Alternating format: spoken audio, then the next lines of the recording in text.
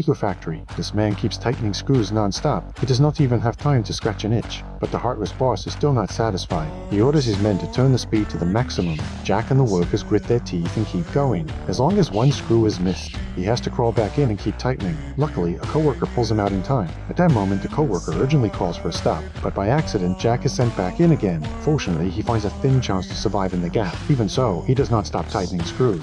The supervisor outside turns the control device. Jack moves back along the gears the same way. He is finally rescued successfully. Under the boss's long-term exploitation, even when it is time to rest, Jack still remains stuck in work mode. He wants to sneak into the restroom to smoke and relax, but he does not expect the boss to have cameras in the bathroom. When it is time to eat, the boss rolls out an automatic feeding machine. Unfortunately, Jack becomes the test subject. The expert presses the power switch. First, Jack is served a bowl of appetizer soup. After he finishes, they even wipe his mouth thoughtfully. Then cakes are sent into his mouth one after another. But the good moment does not last long. Just as Jack happily chews on sticky corn, the machine suddenly malfunctions. The corn scrapes hard across his teeth. The expert opens the machine to check. Smoke has already started coming out inside. Hot soup is poured straight onto Jack's head. The expert hurriedly removes the screws from the machine. He casually puts them onto the tray. Then he starts the machine again. As the tray rotates, the screws are sent straight into Jack's mouth. In the end, the machine completely breaks down and launches a series of violent impacts at Jack. All of this makes Jack completely collapse. As long as he sees other people,